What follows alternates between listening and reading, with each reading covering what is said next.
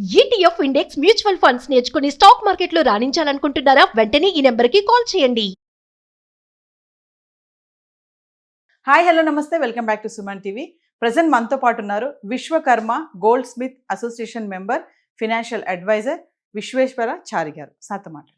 నమస్తే అండి. నమస్తే మేడం. మరి చారి గారు, బడ్జెట్ రిలీజ్ అయిపోయింది ఆల్రెడీ, అవునండి. చాలా మంది మాట్లాడుతున్నారు. మరి అవును. ఈసారి సామాన్యులకు ఏది ఊరట లేదు, ఈ బడ్జెట్ అవును. కామన్ గానే ఉంది, బడ్జెట్ అంత ఉత్సాహంగా ఏమీ లేదు అని కొంతమంది చెప్తున్నారు.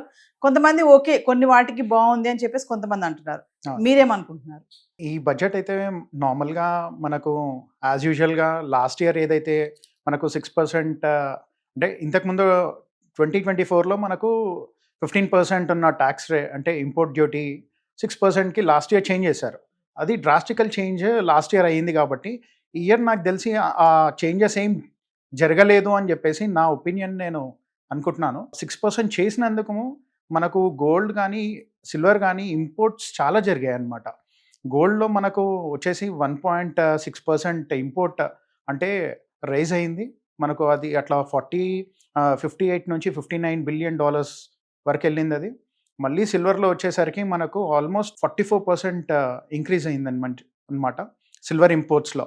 నాకు తెలిసి అందుకనే ఈసారి బడ్జెట్లో అంతా మనకు గోల్డ్ అండ్ సిల్వర్ పైన అంత దృష్టి పెట్టి అంటే రేట్స్ కట్ చేయడము, జిఎస్టీ తగ్గుతుంది అని చెప్పేసి, అది ఇప్పుడున్న సిచ్యువేషన్లో 6% కంటే తగ్గితే నాకు తెలిసి రూపీ పైన అంటే ప్రెషర్ పడడం అట్లాంటిది ఉంటుంది కాబట్టి, ఇంపోర్ట్స్ ఎక్కువ అయితే మళ్ళీ రూపీ ప్రెషర్ ఇది కూడా మేనేజ్ చేసుకోవాలి కాబట్టి దానిపైన అంతగా ఫోకస్ అంటే పెట్టలేదో ఏమో అని చెప్పేసి నా అభిప్రాయం దీంట్లో అనుకుంటున్నాను. అయితే బడ్జెట్ కి ముందు ధరలు విపరీతంగా పడిపోయాయండి. ఆల్రెడీ 2 రోజుల ముందు నుంచి 1 వీక్ నుంచే పడడం చూస్తున్నాము. అవును. బడ్జెట్ కి ముందు చాలా వేగంగా పడడం చూసాం. మరి అవును. బడ్జెట్ అయ్యాక కూడా అదే ధరలు కూడా కొనసాగుతున్నాయి. అవును. అంటే ఇది మరి ఇలాగే ఉంటుందా ఫ్లో? అంటే ఒక్కసారిగా ధరలు పడిపోవడం చూస్తున్నాం కదా.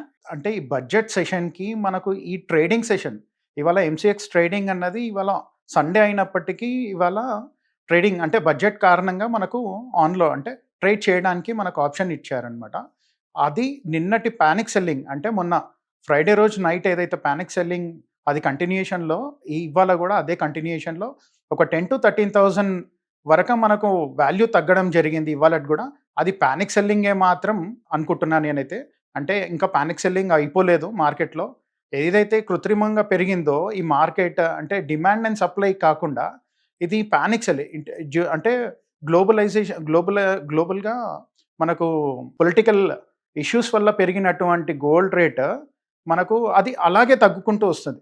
అది మనకేదో మైండ్స్లో దొరకట్లేదు గోల్డ్ అట్లా అని అంటే అట్లాంటి ఆస్పెక్ట్ కాదు కాబట్టి మనకు ఈ ప్యానిక్ సెల్లింగ్ అంటే ప్యానిక్ బయింగ్ ఈ ఫోబియోలో ఎవరైతే కొనుక్కున్నారో వాళ్ళందరూ ఈ ప్యానిక్ సెల్లింగ్లో వాళ్ళు డబ్బులు కాస్త పొడగొట్టుకోవడం జరిగింది. అయినా ఈ బడ్జెట్కి ఈ మనకు ట్రేడింగ్కి మనకు ఎక్కువగా మనకు రిలేటెడ్గా మనకు ఏం అనిపించదు అనమాట.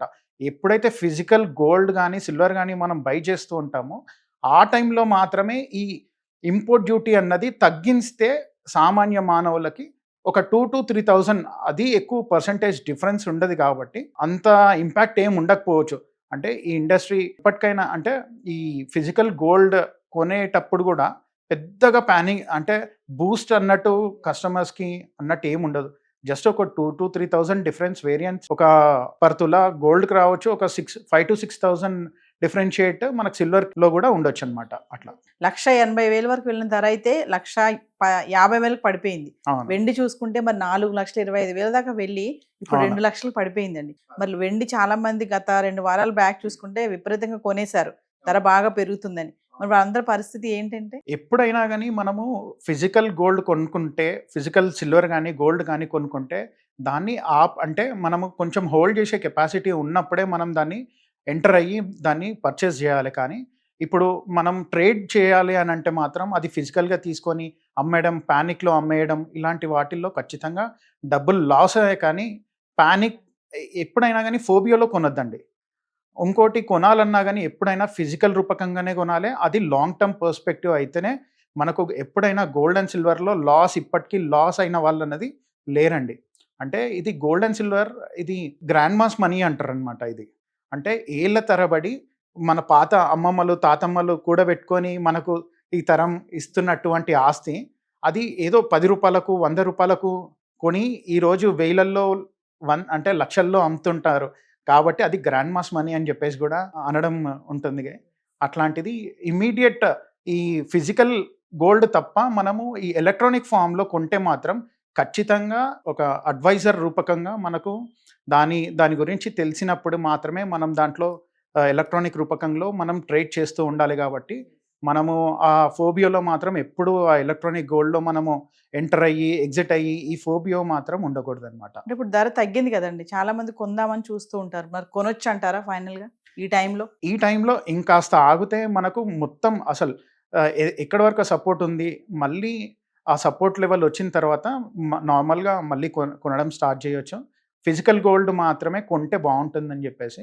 అంటే ఈ టైంలో మరి ఇన్వెస్ట్మెంట్ పరంగా చూసుకుంటే గోల్డ్ పైన సిల్వర్ పైన ఇన్వెస్ట్మెంట్ చేసే టైమే అంటారా ఇది ఖచ్చితంగా ఇప్పుడు మనకు ఎప్పుడైనా కానీ ఒక గోల్డ్ సిల్వర్ హై పీక్ వెళ్ళింది అంటే దాని నుంచి ఒక 10%, 20%, 30% మాత్రమే డిక్రీజ్ ఉంటుంది.